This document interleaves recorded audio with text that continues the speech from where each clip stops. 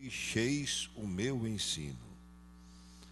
Quando eu era filho em companhia de meu pai, tenro e único diante da minha mãe, então ele me ensinava e me dizia: retenha em teu coração as minhas palavras, guarda os meus mandamentos e vive.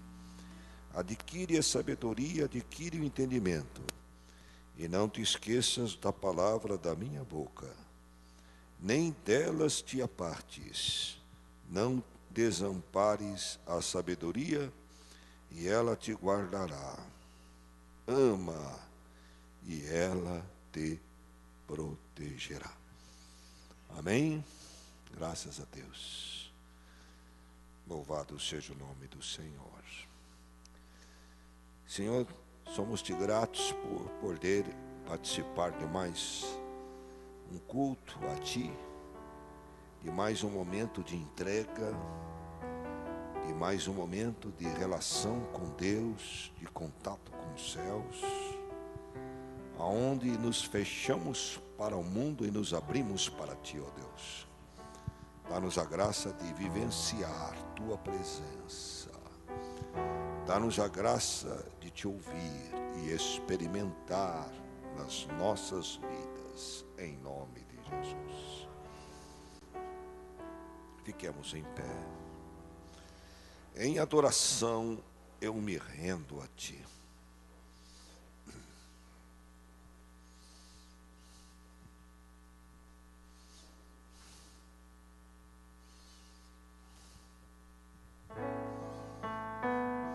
Cantemos orando.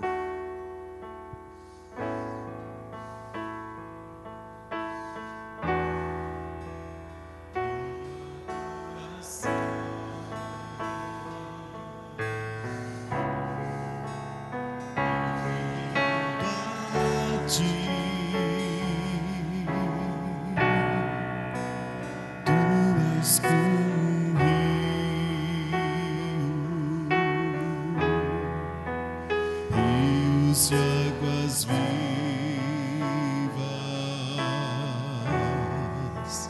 flui dentro de mim.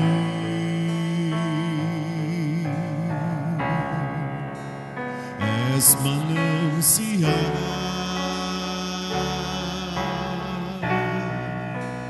fonte inesgotável, traz vida ao coração. Só os homens cantando, as irmãs orando. As irmãs orem.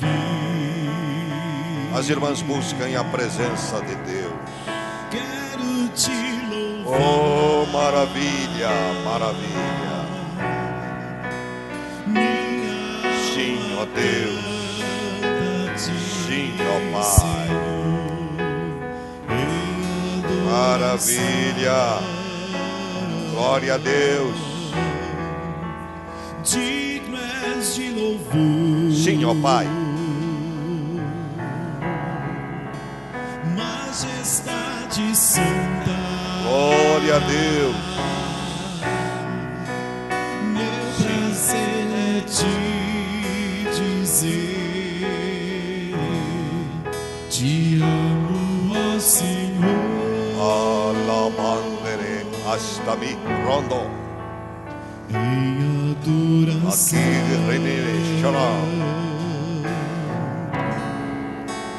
Eu me rendo a Maritino oronde estai. Tu és como rio. Sim, ó Pai. Rios de águas vivas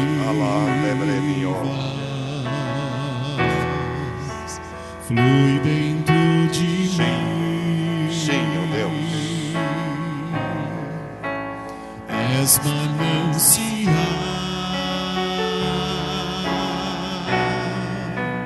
fonte inesgotável,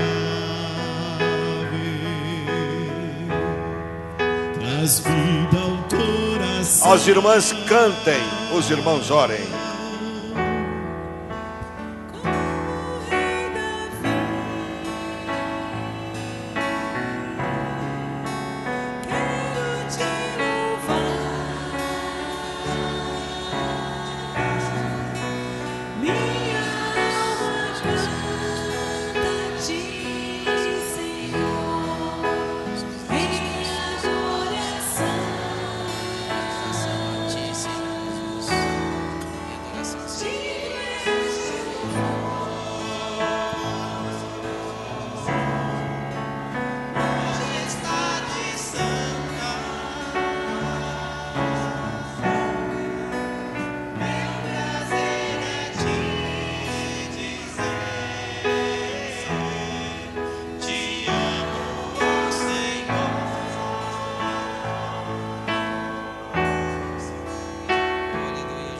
Deus.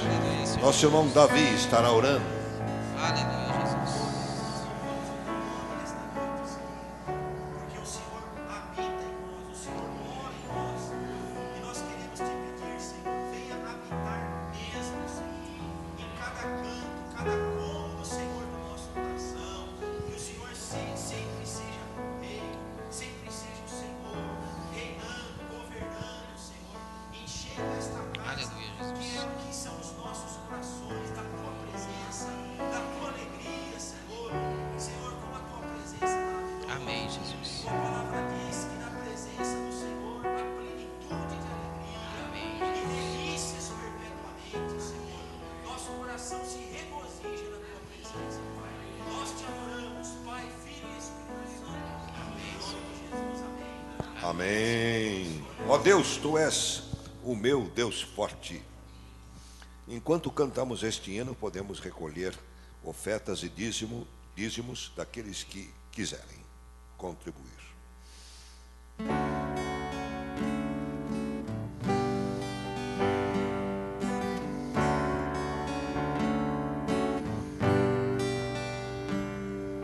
Ó Deus, tu és o meu Deus forte, grande é o Shaddai, todo-poderoso Adonai. Glória a Deus.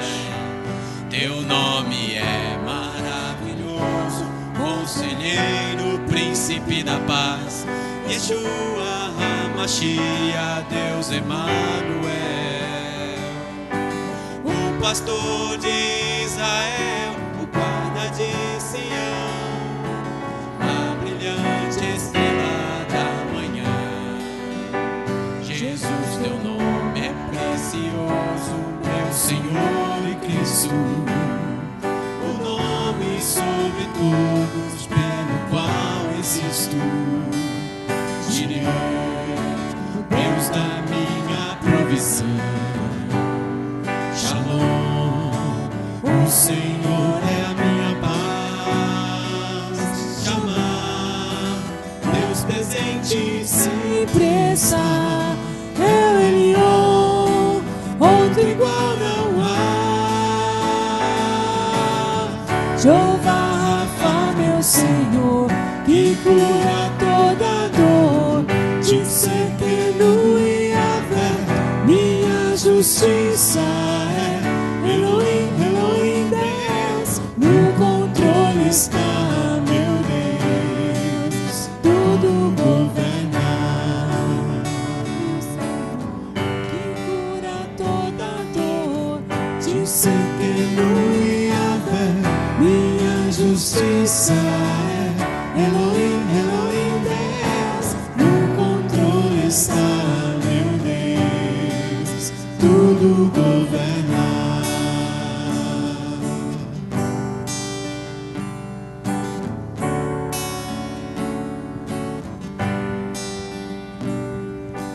O pastor de Israel, o guarda de Sião, a brilhante estrela da manhã. Jesus, seu nome é precioso, meu Senhor e Cristo, o nome sobre todos pelo qual existo. Jireh, o Deus da minha provisão. Shalom, o Senhor é a minha paz.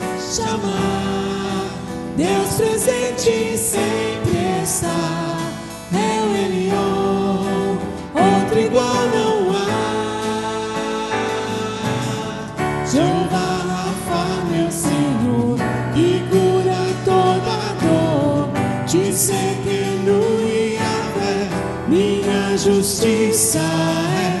Elohim, Elohim, Deus, no controle está, meu Deus, tudo governa. Jeová Rafa, meu Senhor, que cura toda dor.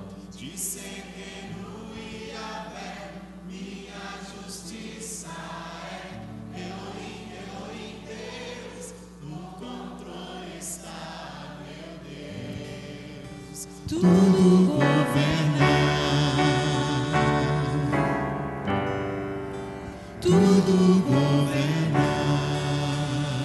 Vamos levantar um clamor ao Senhor, declarando isso que nós cantamos. Vamos clamar a Deus, vamos orar. Se você quiser orar pelos enfermos, ore. Se você quiser orar pelos missionários, ore. Se você quiser orar por conversão de perdidos, ore. Se você quer orar por alguém da sua família, ore. Se você quiser orar pelos filhos dos nossos irmãos, ore. Mas ore, ore. Clama a mim e responder-te-ei e anunciar-te-ei coisas grandes e firmes que tu ainda não sabes. Oh Deus de poder, Deus de graça, clamamos a Ti, clamamos a Ti. Quebra a dureza dos nossos corações, tira as escamas dos nossos olhos, liberta-nos de nós mesmos, da nossa apatia, do nosso indiferentismo, da nossa incredulidade, da nossa falta de discernimento. Deus de poder, dá-nos da Tua graça. Deus de poder, fortaleça nossos corações. Fortaleça nossos corações, ó Deus. Oh Pai, dá-nos a graça de estarmos arraigados e edificados em amor. Dá-nos esta graça. Dá-nos a graça de entender, compreender a altura, a profundidade e largura do amor de Cristo. Dá-nos esta graça. Pai de misericórdia, toca em nós com Teu poder, toca em nós. Move-te, Senhor, no nosso meio. Move-te no meio da Tua igreja. Desperta-nos cada dia, ó Pai. Desperta-nos para Te conhecer. Desperta-nos para Te amar. Desperta-nos para Te buscar, Deus Todo-Poderoso. Ajuda-nos, Senhor, a estar com nossa mente sempre ligada em Ti, ó Pai de misericórdia. Não nos deixe dormir, Senhor, a hora não é de dormir, ó Pai. A qualquer instante ouvir-se-á a voz, meia-noite, aí vem o noivo. Senhor, conserva as nossas lâmpadas acesas, ó Pai. Conserva as lâmpadas do nosso espírito acesa, ó Pai, brilhando como a luz da aurora, cada dia mais, para que sejamos dia perfeito na Tua presença. Aleluia, glória a Deus.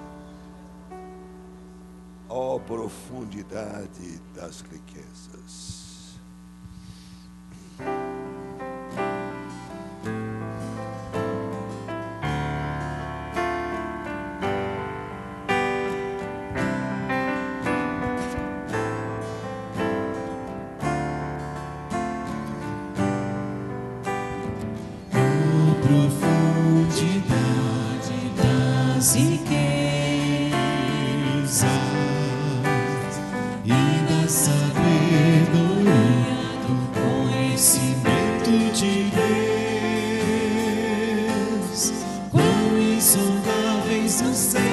Juízos impenetráveis nos seus caminhos. Quem conheceu a mente do nosso Senhor? Quem primeiro deu a Ele, depois recebeu. Porque dele, por Ele, pra Ele são todas as coisas.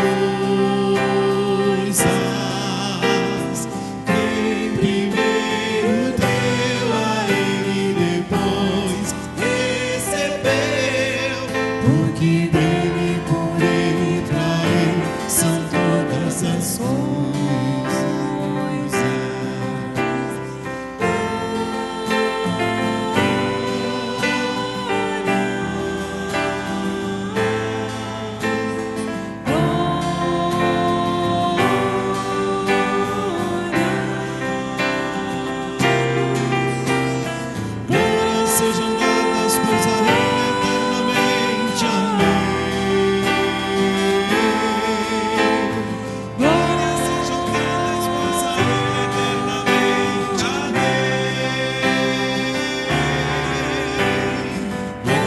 sejam dadas, pois a Ele eternamente amém.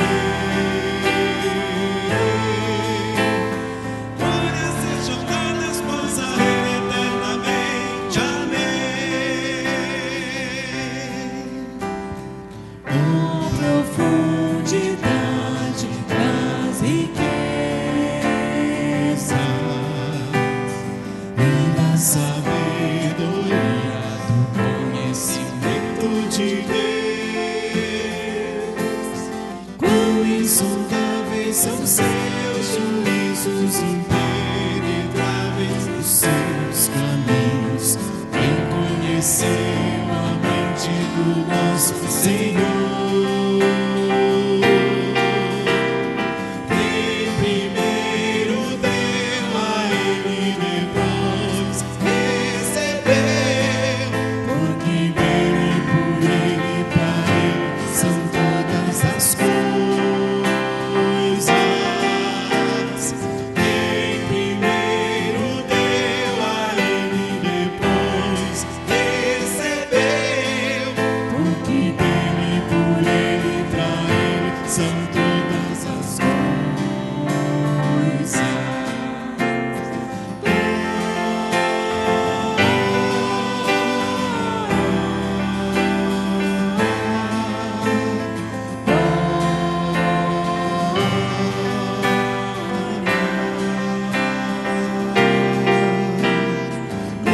sejam dadas, pois a Ele eternamente amém. Glórias sejam dadas, pois a Ele eternamente amém. Glórias sejam dadas, pois a Ele eternamente amém. Glórias sejam dadas, pois a Ele eternamente amém. Você pode só glorificar ao Senhor, só dar glórias a Deus. Você pode exaltar o nome do Senhor. Você pode exaltar as qualidades de Deus, sua onipresença, sua onipotência, sua fidelidade, sua sabedoria, sua compaixão, sua imutabilidade. Eu, o Senhor, não mudo. O zelo dele pela sua palavra, eu velo sobre a minha palavra para cumprir.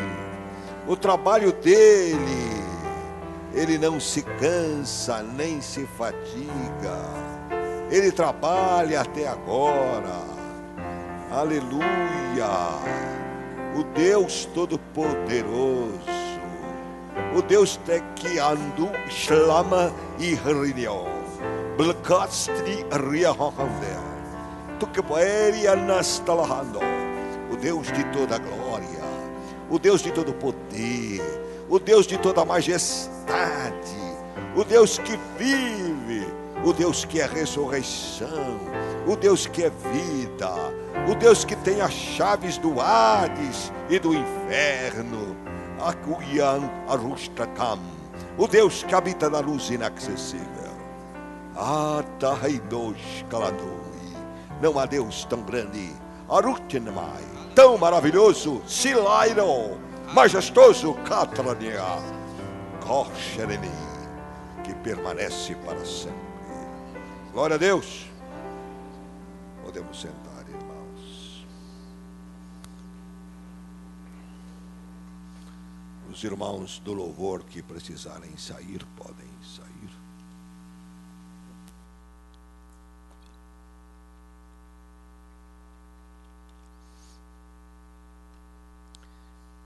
Queridos, estamos trabalhando o livro de Marcos.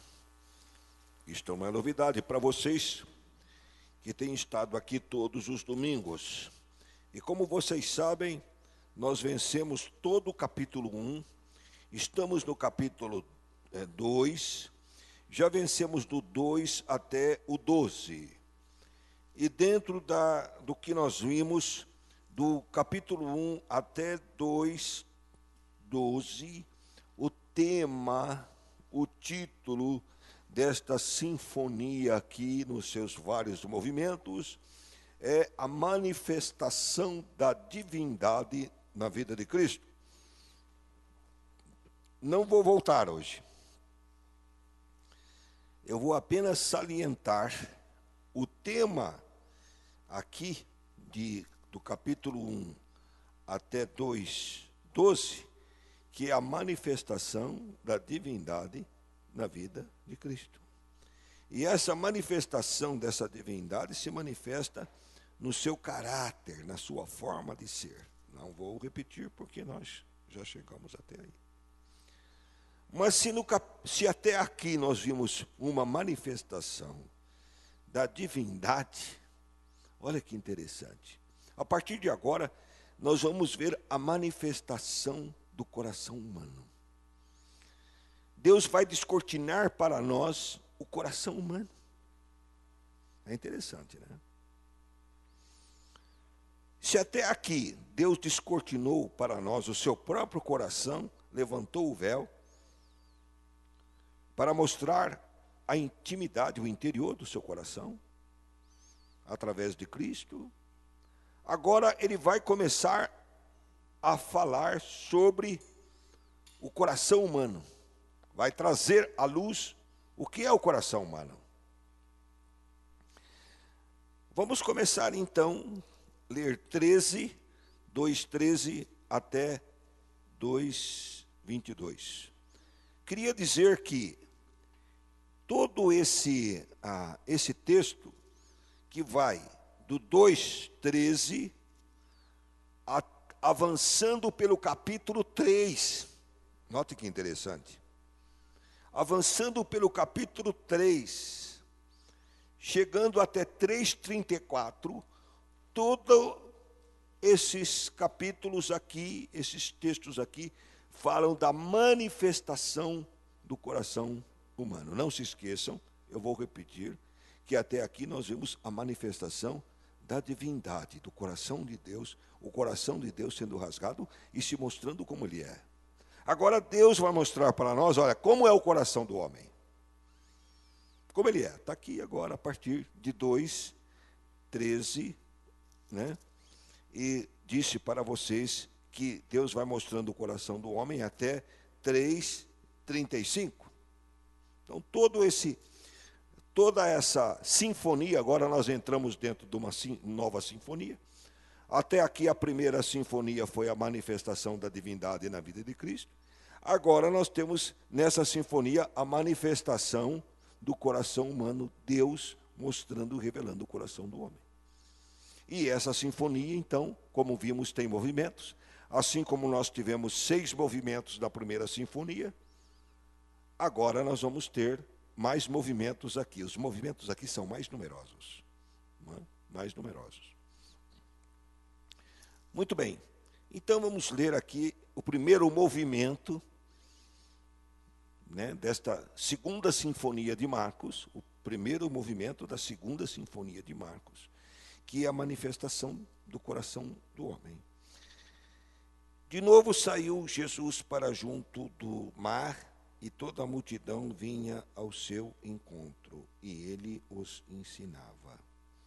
Quando passando viu Levi, filho de Alfeu, sentado à coletoria, disse-lhe, segue-me. Ele se levantou e o seguiu. Achando-se Jesus à mesa na casa de Levi, estavam juntamente com ele e com seus discípulos muitos publicanos e pecadores, porque estes eram em grande número e também o seguiam. Os escribas dos fariseus, vendo-o comer na companhia dos pecadores e publicanos, perguntavam aos discípulos dele, por que come e bebe ele com os publicanos e pecadores? Tendo Jesus ouvido isto, respondeu, os sãos não precisam de médico, e sim os doentes. Não vim chamar os justos, e sim os pecadores. Aqui está essa primeiro movimento desta sinfonia, que vai mostrar para nós como é o coração humano. Observem o seguinte: Jesus chama Levi, que é Mateus, o escritor do Evangelho de Mateus. E Levi passa a seguir Jesus. E Levi oferece um banquete para Jesus. E Jesus vai à casa de Levi. Certamente, Levi queria que os seus amigos conhecessem Jesus. Entre os amigos de Levi estavam publicanos, pecadores, escribas e fariseus. Estavam todos lá. Quer dizer, numa mesma mesa estavam aqueles homens que eram odiados pelo povo de Israel, que eram os publicanos, considerados publicanos. Estavam também pecadores, quer dizer, aqui o texto coloca uma diferença entre publicanos e pecadores. E estavam também pessoas religiosas, sentados numa mesma mesa. Então aqui nós podemos deduzir uma coisa, que não importa a posição que o homem esteja. O Evangelho, Jesus, nivela todos nós a uma situação só. E qual é a nossa situação que Jesus nivela? A situação de pessoas doentes. É isto que nós somos nivelados. A Bíblia diz então que nós somos pessoas doentes. Quando Jesus finaliza aqui, quando ele fala para os publicanos, responde para os publicanos, a crítica dos publicanos, ele diz: os sãos não precisam de médico, e sim os doentes. Não vim chamar justos, e sim pecadores. Observe que há um detalhe muito importante nesse texto. Nós nunca seremos abençoados se nós não nos vermos como pessoas doentes, como pessoas que precisam de Deus. Agora, existe um problema muito sério dentro das nossas igrejas, dentro das nossas vidas. É porque nós, quando entregamos nossa vida a Jesus, nós arrependemos-nos dos nossos pecados, nós passamos a seguir a Jesus, nós pensamos: pronto, agora eu fui curado. Agora eu estou sarado. E então eu passo a relaxar, a achar que está tudo bem, porque já que eu me entreguei a Cristo, já que eu frequento a igreja, e às vezes até eu sou um pastor, não importa. Às vezes até eu sou um líder na igreja, não importa. Se eu quiser a intervenção divina na minha vida, eu devo me considerar sempre um doente. Observem que Davi já sabia disso. E Davi, ele confessava e ele dizia: eu sou um pobre e necessitado, mas o Senhor, meu pastor, sempre cuida de mim. O que Davi está dizendo? Onde Davi está se colocando? Davi está se colocando como essas pessoas aqui que estão doentes, pessoas necessitadas, pessoas precisando da cura, pessoas precisando do médico. É interessante que quando nós vamos a Deus, quando nós nos confessamos, quando nós até somos batizados com o Espírito Santo de Deus, nós dizemos: pronto, não há mais nada. Não há mais nada. Já alcancei, já fui abençoado. Mas aí nós nos surpreendemos, porque muitos pastores se surpreendem, tendo uma vida de pregação e tal, e de repente tem um deslize. Por quê? Porque muito crente que teve dons, teve profecias, de repente se surpreende num deslize. Ele fica surpreendido, ele acha que é o fim do mundo. E a igreja também fica surpreendida e acha que é o fim do mundo e acabam colocando num quarto de isolamento aquela pessoa. Mas nós temos que ter esta consciência que nós somos pessoas que devemos estar sempre embaixo dos cuidados de Deus. Nós somos pessoas que sempre precisamos estar declarando: eu sou um pobre e necessitado. Mas o que Deus está revelando do coração do homem através disso? Deus está dizendo: olha, o homem nunca se considera um doente. O homem nunca se considera um pobre e necessitado. O homem nunca se considera uma pessoa que precisa do cuidado permanente de Deus. O homem nunca é aquela pessoa que pensa com a palavra de Deus que diz: olha, quem está de pé, tome cuidado para que não caia. Ele nunca se coloca nessa situação. Ele se coloca naquela situação de que ele não precisa de Deus e quando tem um problema, vamos supor que ele seja um convertido, ou seja um pastor, ou um líder da igreja, ele acha que ele pode resolver seus problemas sozinhos. Também não acho que a pessoa que está doente, enferma, necessitada de cura, esteja precisando recorrer a este homem, ou aquela mulher, a este grupo, ou aquele grupo. Ela precisa se recorrer a Deus, se recorrer ao Senhor. Então aqui nós temos a primeira grande lição. O homem nunca se considera necessitado. Nunca. E principalmente se alguém vem falar, se a esposa vem falar para ele: olha, você está errado aqui, aí é que ele vai dizer que ele está certo. Aí ele vai: não estou errado não.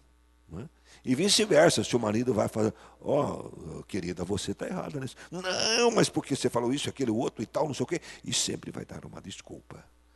Então, se qualquer pessoa que vier tentar mostrar para nós algum erro, nós nunca vamos nos declarar tal qual nós somos. Nós somos sempre pessoas necessitadas, pessoas que estamos sempre precisando dos cuidados de Deus. Vocês não percebem como acontece no mundo natural? E Deus nos estimula a nós olharmos o mundo natural para aprendermos o mundo espiritual. Por exemplo, na Bíblia, Jesus pega e ensina por parábolas e ele vai usar, que coisa que ele vai usar?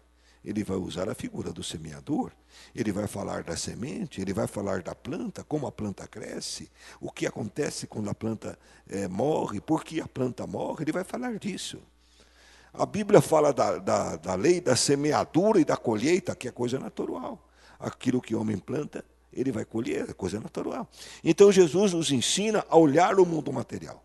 Como é que é o mundo material? Quantas vezes você fica gripado no ano? Quantas vezes você fica resfriado no ano?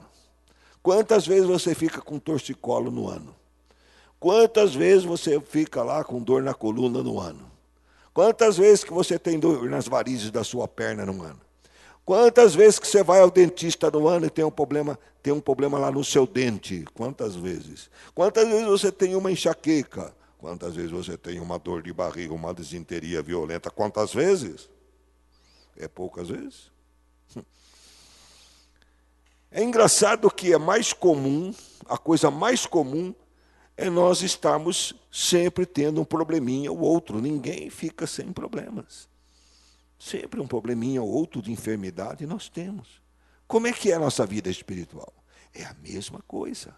Uma hora é um problema de inveja, outra hora é um problema de vaidade, outra hora é um problema de orgulho, outra hora é um problema de rebeldia contra Deus, outra hora é um problema de mentira, outra hora é problema de falsidade. De fofoca, então, não se fala. Isso é uma doença que dá todo dia e toda hora.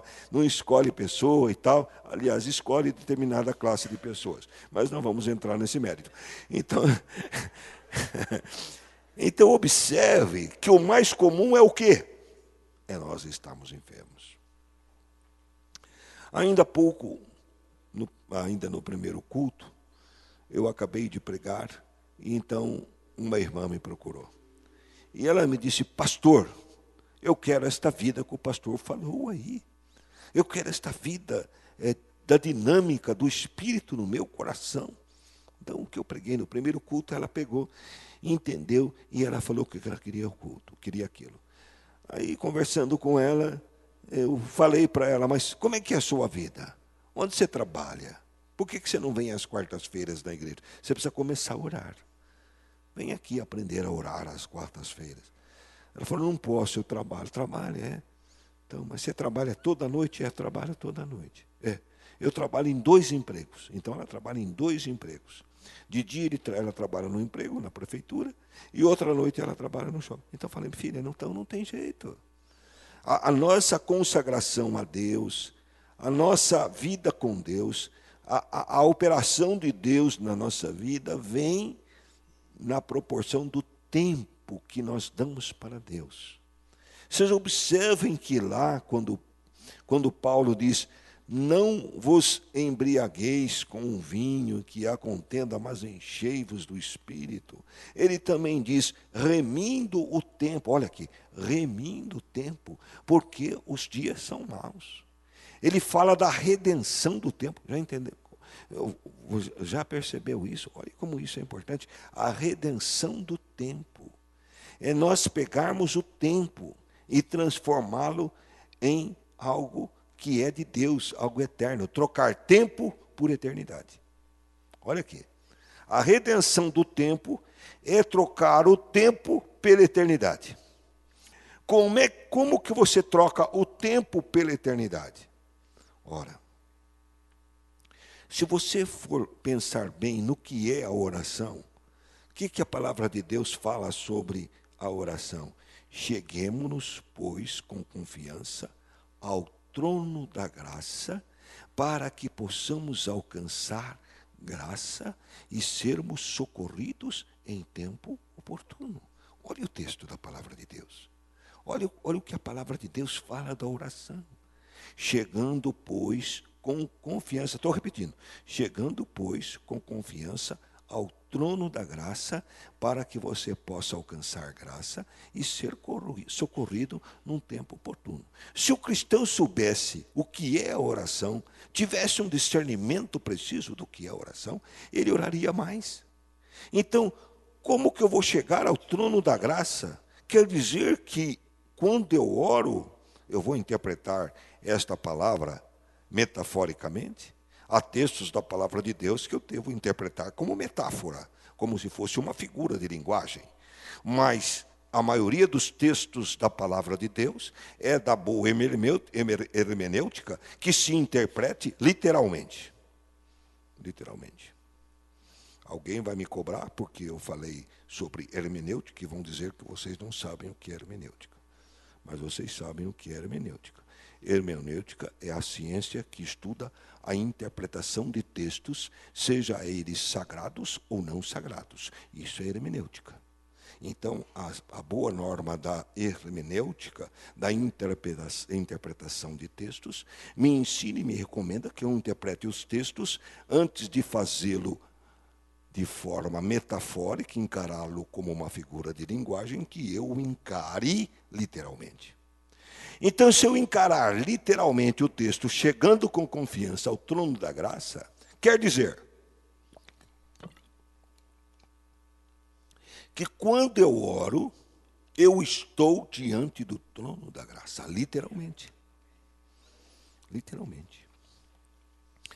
Então, eu posso dizer que é algo que nós não percebemos, porque veja bem como é interessante. Quando Paulo fala que um homem foi arrebatado até o céu, ele diz assim, eu não sei se foi no corpo ou se foi no espírito, mas o foi. Então tem a arrebatação do corpo, o arrebatamento do corpo, perdoe-me, e o arrebatamento do espírito. Na oração, quando você ora mesmo de verdade, não vou dizer que é todo momento que você ora. Não estou dizendo que é todo instante que acontece isto. Mas se você é uma pessoa acostumada na oração, vai ter um momento na oração que você vai ser arrebatado em espírito. Quer dizer, literalmente você não vai ver, mas seu espírito está lá diante do trono de Deus. Você está diante do trono de Deus. Você está conversando com Deus. A maior descoberta que eu tive na minha vida aconteceu na minha mocidade, quando eu era muito jovem, e comecei a orar e falar, peraí, o que é isso? Peraí, foi a grande descoberta da minha vida. Peraí, eu estou falando com Deus, e Deus está me ouvindo. A segunda grande descoberta da minha vida foi quando pela primeira vez eu falei em línguas. Eu comecei a falar em línguas, nunca assisti um movimento pentecostal, nunca vi ninguém falar em línguas, não era disso. Ninguém ficou no meu ouvido lá, lamassamá, bilacatá, sei lá, ninguém falando isso para mim. Foi sozinho com Deus. Ninguém me induziu. Aí eu estava orando, falei em línguas, espera aí, o que é isso? Que coisa é essa? Como é que eu posso falar? Parece que eu estou aqui e estou lá no canto do quarto. Parece que eu estou aqui e estou em outro lugar do quarto. Porque eu estou falando aqui, estou me ouvindo ali. E eu estava falando em línguas. Então, observe que nosso espírito é arrebatado em momentos de oração, ainda que você não tenha sensação, ou sentimento disso, ou percepção disso, mas você pode, como você é uma pessoa que anda pela fé e não pela vista, você pode crer no arrebatamento do teu espírito em momentos de oração.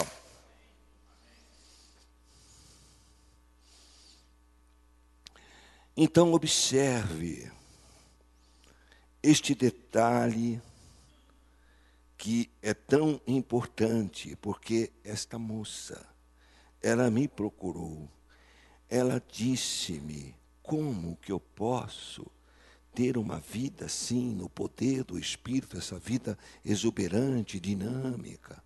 Eu falei para ela, é tempo, se você não tem tempo para Deus, não adianta. E esse texto que eu acabei repetindo aqui, que foi a causa de eu falar do arrebatamento no Espírito, foi o texto de Efésios. Não vos embriagueis com o Espírito, com vinho, mas enchei-vos do Espírito. E o texto também diz, tudo está intercalado ali. Remindo o tempo, quer dizer, provocando uma redenção do tempo. Então, como você tem um arrebatamento do Espírito quando você ora, seus momentos de oração são momentos eternos. Porque é um mergulho na eternidade. Você mergulha na eternidade quando você ora. Porque se você está diante do trono de Deus, você saiu do tempo e você entrou na eternidade. Seu espírito saiu do tempo e entrou na eternidade. Você quer acreditar? Você acredita. Mas esta é a palavra de Deus para a sua vida. Esta é a palavra de profecia para a sua vida. Se você quiser entendê-la e praticá-la, você verá que ela é verdadeira e não mentirosa. Então, observe esse detalhe. Você redime, você provoca a redenção do seu tempo. Porque, vamos ver, analisemos outro dado. De quem é o tempo? De quem é o tempo? A quem pertence o tempo? Se o cristão entender isso, irmãos, muita coisa muda na vida dele. De quem é o tempo? Porque a Bíblia fala de príncipe deste século. Por quê? Por que Satanás é príncipe deste século? Satanás é o príncipe e dominador do tempo. Por isso que ele faz com que nós, ele ocupa a nossa mente. Por exemplo, a vida desta moça. Olha como ele... E é interessante que esse diálogo que eu tive com ela foi esclarecedor. Não é? Porque ela disse, olha, eu queria comprar uma casa... E eu trabalhava nos 2 empregos para comprar uma casa. E Deus me deu uma casa. Quer dizer, ela não fala que ele comprou uma casa. Deus deu uma casa para ela. Deus deu aquela que ela queria. Mas ela não parou, continuou nos 2 empregos. Agora ela quer um carro. Então, se observe que tudo isso faz parte da estratégia satânica que nós não percebemos. Quando nós queremos trabalhar para ganhar mais... Na verdade, nós estamos participando de uma estratégia satânica que ele está tomando o nosso tempo. Quando ele arruma 1000 compromissos para nós, hoje eu tenho que ir no cabeleireiro, hoje eu tenho que fazer a unha, hoje eu tenho que fazer não sei o quê, não é? Então, a pessoa arruma uma porção de coisas, não é? Para fazer.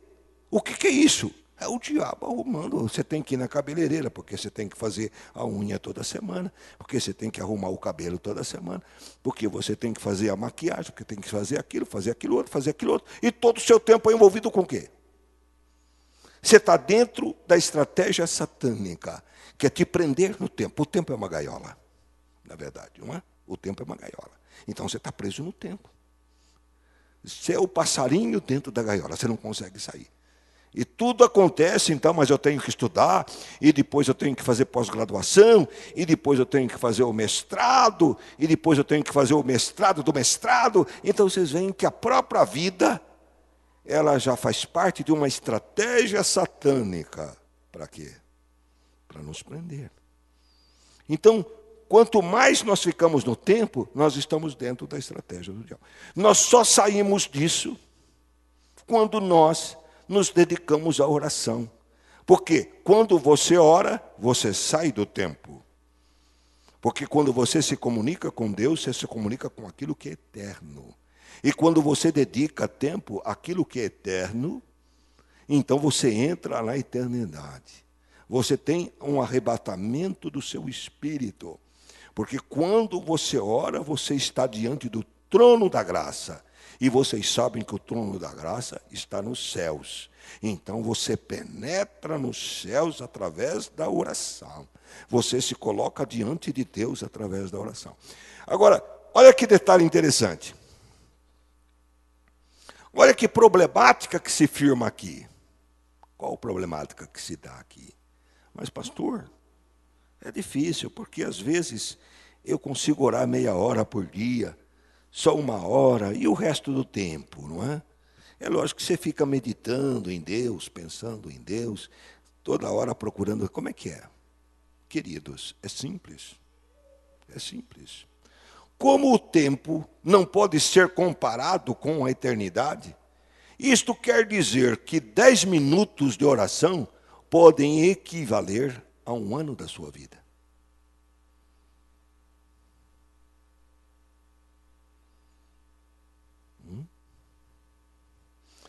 Como quando você entra na oração, você inicia uma entrada na eternidade, meia hora da sua oração, talvez signifique um século, não sei.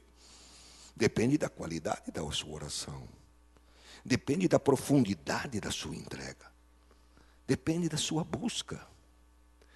Então, por que Cristo disse que o meu jugo é suave e o meu fardo é leve? Por quê?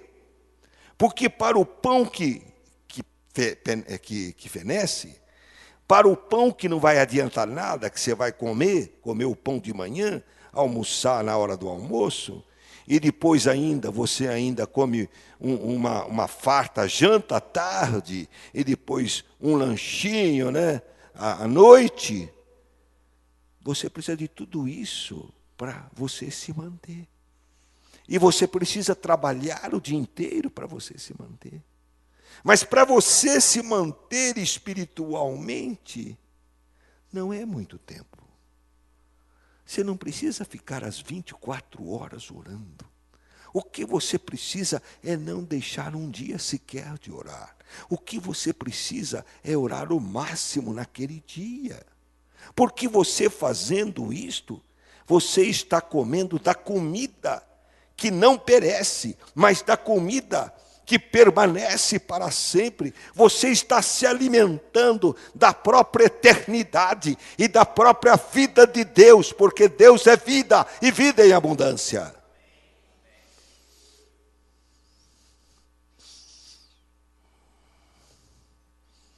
Falo difícil. Não me entendem.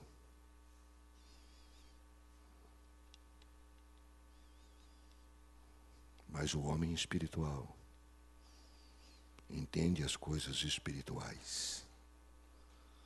O homem espiritual discerne bem tudo, e ele de ninguém é discernido.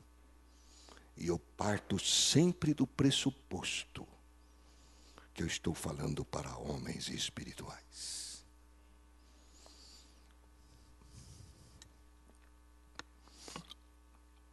Por que vocês acham que eu devo falar para os carnais? Se eu for falar para os carnais, eu vou falar de futebol. Se eu for falar para os carnais, eu vou falar de festa, de moda. Mas se eu vou falar para os espirituais, eu tenho que falar das coisas do Espírito. Se é que você quer as coisas do Espírito.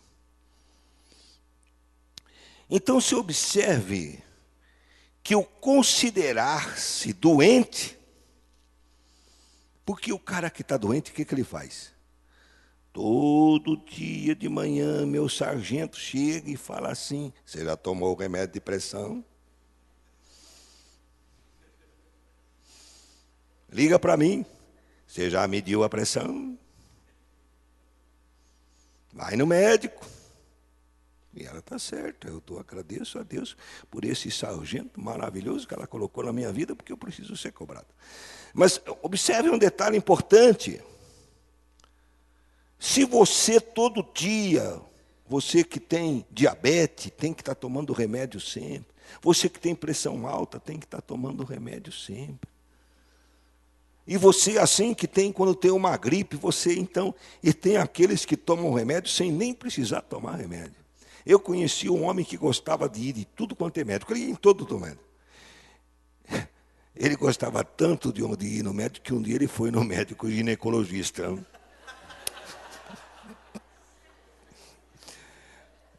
Pior que eu não estou mentindo. Mas não adiantou, ele morreu como os outros têm que morrer.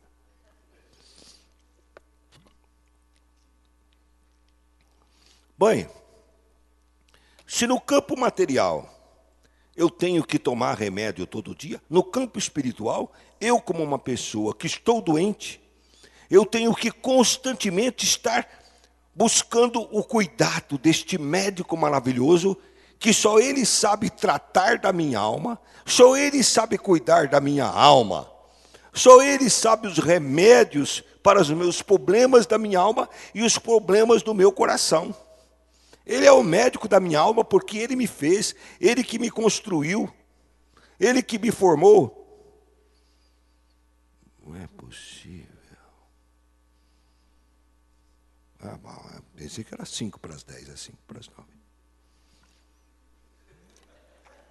Pensei que eu tinha entrado na eternidade.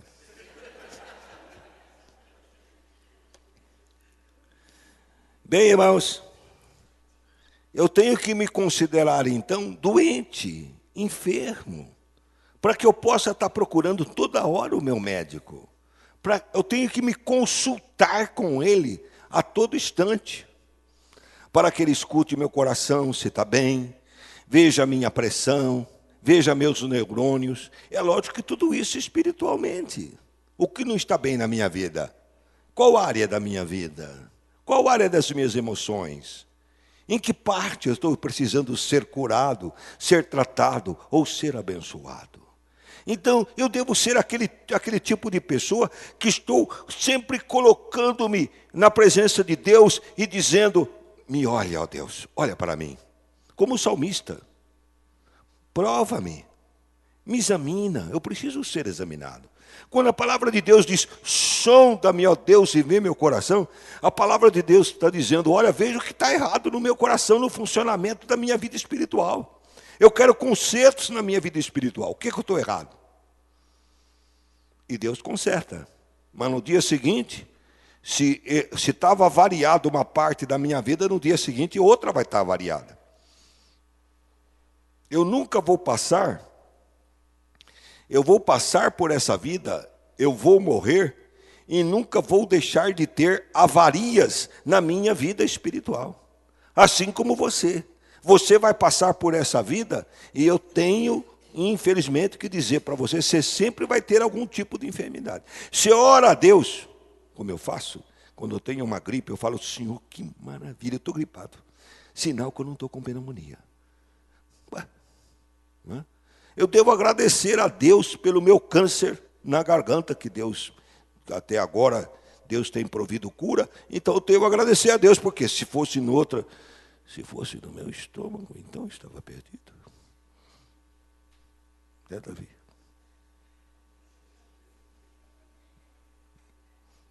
Não é, dona Vilma? Se fosse no meu estômago, eu estava frito, né? Como é que eu ia comer as guloseimas que eu como, né? Não podia, né? 2, 3 pratos não dava. Então o Senhor foi misericordioso comigo, né? Foi na garganta, já curou, debelou uma coisinha de nada, tal. Eu devo dar graças a Deus pelos males menores. Porque eu dando graças a Deus pelos males menores que vêm sobre mim, o Senhor é misericordioso para comigo e me livra dos males maiores. Agora, se vem um problema comigo, por que Deus fez isso? Por que aconteceu bem comigo isso? Não pode ser, mas Deus não é bom, Deus não é compaixão, Deus não é amor. Por que isso aconteceu comigo? Então vai acontecer coisa pior. Porque para Deus só existe o amém. Preste atenção nisso. Para Deus só pode existir o amém. Então, diante de Deus, só há uma palavra que eu posso dizer para Ele. Amém. E o amém é, assim seja. E o amém é, seja feita a tua vontade, assim na terra como nos céus. Aqui estamos então vendo como o coração de Deus é e agora como o coração do homem é. E nesse texto da palavra de Deus, nós podemos ver que o homem nunca se considera doente. Ele sempre se considera são. Então, ele se considerando são, significa ele dizer que ele não precisa do médico dos médicos, que ele não precisa de Deus. É a declaração do homem da sua autossuficiência. É a declaração do homem de que ele pode sozinho resolver os seus problemas. E, aliás, é a própria declaração do homem que ele sozinho pode vencer seus pecados, suas lutas e suas provas. A palavra de Deus nos mostra que isto não corresponde à verdade. Então, aqui está o primeiro movimento desta sinfonia, onde Deus revela para nós o coração do homem. Porque aqui está, na verdade, o orgulho do coração do homem. Um coração orgulhoso, que é um coração que não se acha doente, e por não se achar doente, não procura a cura. Que Deus dê graça a você e que você possa se humilhar. Lembre-se do primeiro movimento da sinfonia. A primeira sinfonia, estamos na segunda, que é a humildade. E olhe aqui como está presente aqui ao tema da humildade, mas agora relacionada ao homem. Deus é humilde, o homem é orgulhoso. Deus se faz pequeno, o homem quer se fazer grande. Deus se fez enfermar para salvar o homem. Isto está em Isaías, não é verdade? Não diz que ele se fez enfermar, não diz que ele se tornou enfermo. Para quê? Para resgatar o homem. Mas nós nunca queremos nos considerar enfermos ou doentes. Nós sempre queremos nos considerar como sãos que não necessitam de médicos. Se nós nos considerarmos como pessoas doentes, nós precisamos aprender a buscar aquele que cuida de nós, isto é, a buscar a oração, a dar tempo para a oração. E cada tempo que eu dedico à oração é um restaurar, um redimir do tempo, a redenção do tempo, onde eu transformo algo que é do diabo em algo para Deus. em que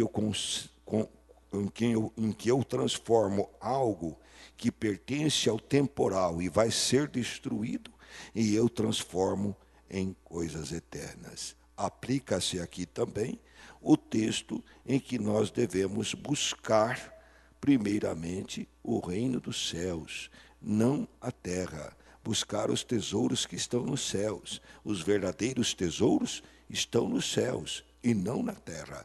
E tudo que buscarmos nesta terra, seja para nos alimentar, seja para nos vestir, seja para nos formar melhor como profissionalmente, seja qualquer ação de natureza terrena, está relacionada ao tempo.